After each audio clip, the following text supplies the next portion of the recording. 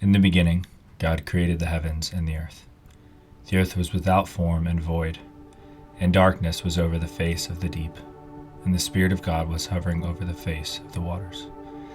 And God said, "Let there be light," and there was light. And God saw that the light was good. And God separated the light from the darkness. God called the light day, and the darkness he called night. And there was evening, and there was morning, the first day. And God said, "Let there be an expanse in the midst of the waters, and let it separate the waters from the waters." And God made the expanse and separated the waters that were under the expanse from the waters that were above the expanse. And it was so.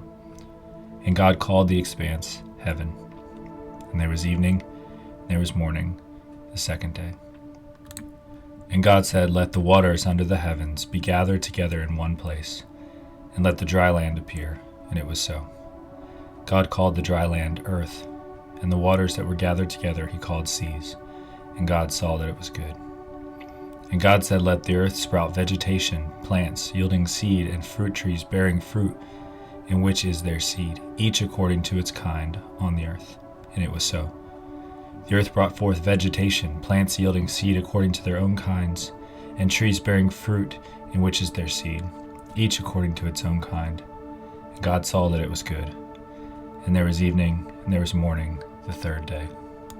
And God said, "Let there be lights in the expanse of the heaven to separate the day from the night, and let them be for signs and for seasons, and for days and years.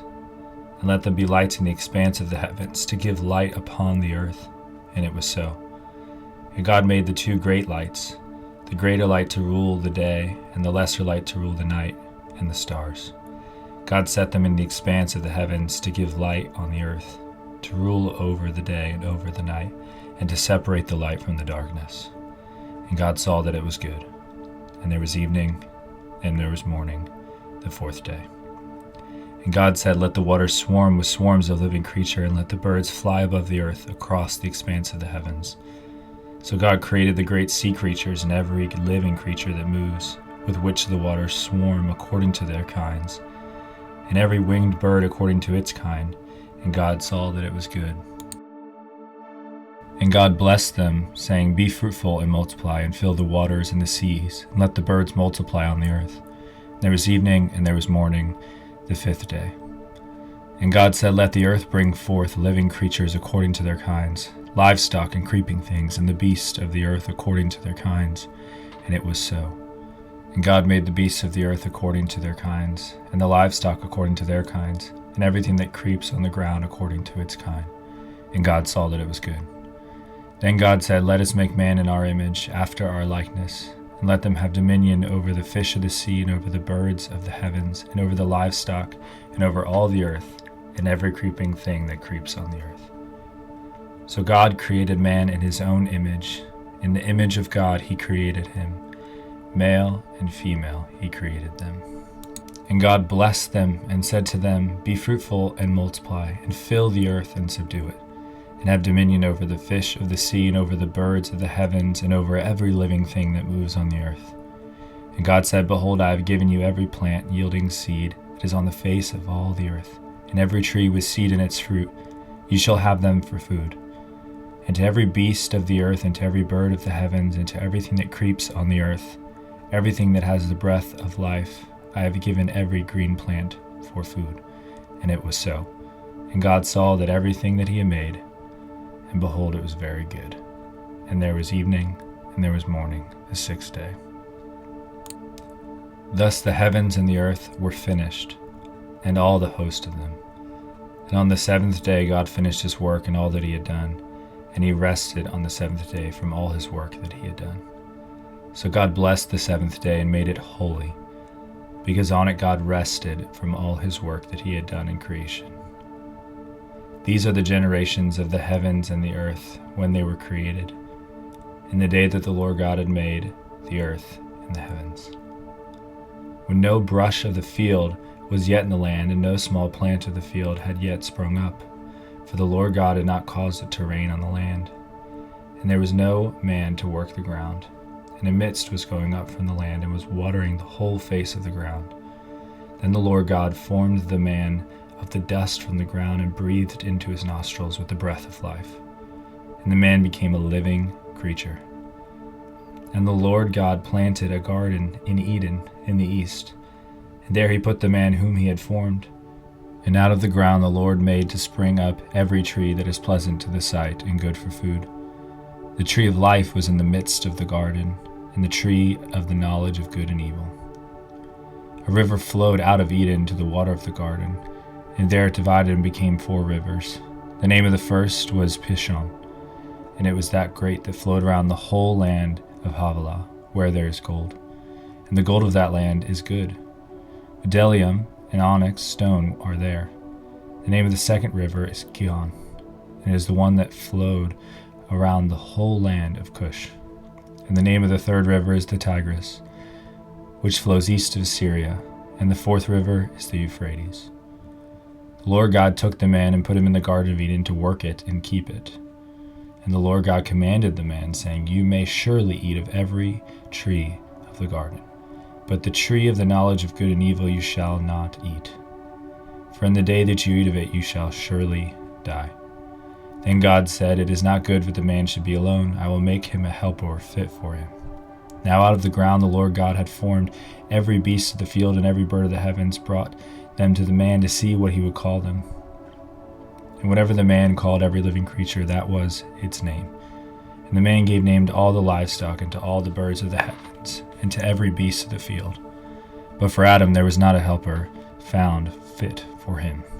So the Lord God caused a deep sleep to fall upon the man, and while he slept he took one of his ribs, and closed up its place with flesh. And the rib that the Lord God had taken from the man he made into a woman, and brought her to the man. Then the man said, This at last is bone of my bones, flesh of my flesh. She shall be called woman, because she was taken out of man. Therefore a man shall leave his father and his mother, and hold fast to his wife, and they shall become one flesh. And the man and his wife were both naked, and were not ashamed. Now the serpent was more crafty than any other beast of the field that the Lord God had made. He said to the woman, Did God actually say, You shall not eat of any tree in the garden? And the woman said to the serpent, We may eat of the fruit of the trees in the garden. But God said, You shall not eat of the fruit of the tree that is in the midst of the garden, neither shall you touch it, lest you die. But the serpent said to the woman, You will not surely die. For God knows that when you eat of it, your eyes will be opened, and you will be like God, knowing good and evil.